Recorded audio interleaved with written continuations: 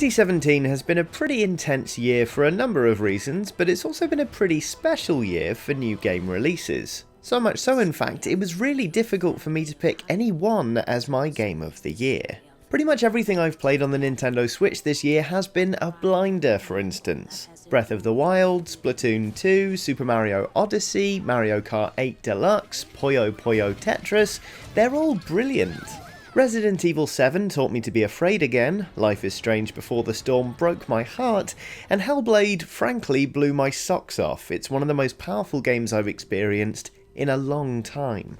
Destiny 2 surprised me by genuinely getting its hooks into me on the PC, and PlayerUnknown's Battlegrounds has been a constant source of amusement. It looks like we found our quarry.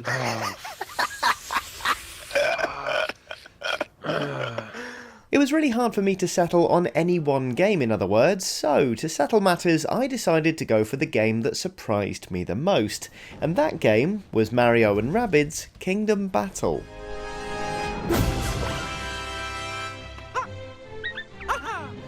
I think we were all a bit surprised when Kingdom Battle was properly unveiled at E3. Simply put, I didn't think it was possible to place a gun into Mario's hand and actually make a game out of it that looked worth playing. I mean, it's Mario. He defeats his enemies by jumping on them or occasionally throwing a hat at them, not gunning them down with high-powered weaponry. And yet, there it was, a game I couldn't wait to play, and one, now it's out, I absolutely adore.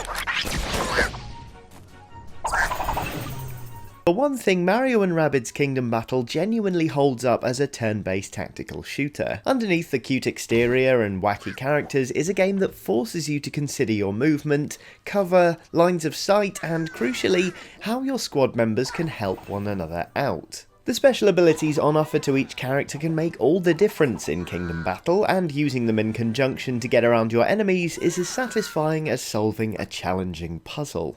It's also so much more than an XCOM-like tactical shooter. Kingdom Battle is genuinely innovative, bringing in some mechanics that are an absolute joy to use. Allowing team members to launch one another in the air and increase their movement is an inspired decision, making them feel like more of a unit than your average XCOM squad. The pipes are also wonderful, exposing vulnerabilities in your enemy flanks, yes, but also giving you more to think about when going on the defensive. Kingdom Battle is a very fluid game, and the scenario you're facing can change at the drop of a hat, and all of this is before we even get into the weapons and their special abilities, with status effects like ink or honey creating real roadblocks for unfortunate characters as they try to use their actions to the greatest effect. There's loads to play with, in other words, without making it a po-faced or number-heavy experience. In fact, Kingdom Battle is an absolute joy, and what's more, it's extremely brave. It does things with well-loved characters that we've never seen before, and they're honestly better for it. The game leans into the fact Luigi is the more forgettable Mario brother, sure, but then Luigi turns around and leans into the weird cult meme status gifted to him by the year of Luigi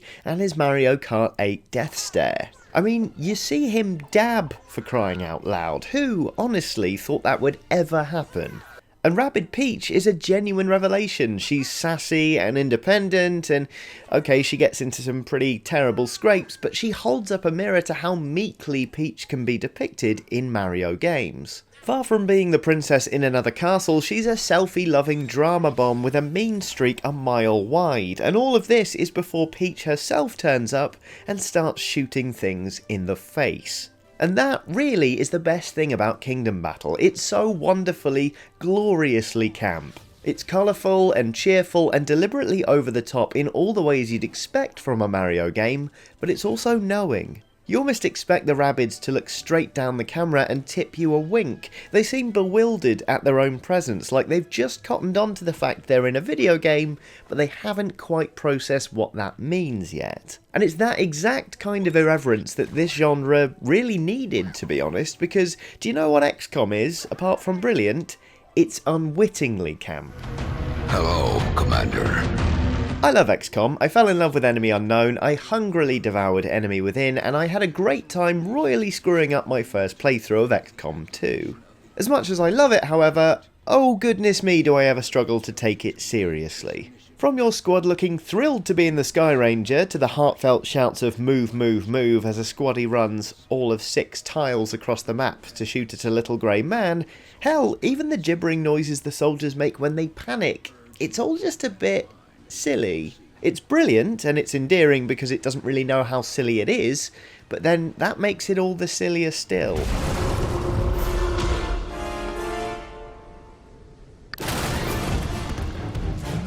Mario and Rabbids, meanwhile, has the freedom to be as silly as possible because, well, it's a silly game about silly characters. The fact its structure and mechanics are borrowed from a game that tries very hard not to be silly makes it all the better. Nintendo and Ubisoft took a genre that's ordinarily very gritty and dramatic and serious, with good reason, but then they made it into this joyous, frankly bizarre romp that's as enjoyable as it is different.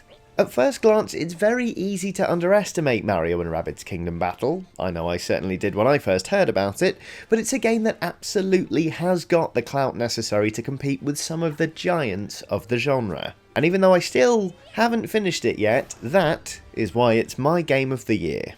Right, now that's out the way, just on a personal note, I'd like to say thanks to everybody who kept an eye on Eurogamer this year. I've been making videos about video games for just shy of 10 years now, which is terrifying, but I can honestly say this was probably the most challenging, rewarding, and ultimately enjoyable year of my career to date. I love what I do, but it's you nice people that make it truly worthwhile. So please, raise a glass to yourself this holiday season, because I will be certainly raising one to you lot. Take care of yourselves, click on one of these lovely videos if you feel like it, and I will see you very, very soon.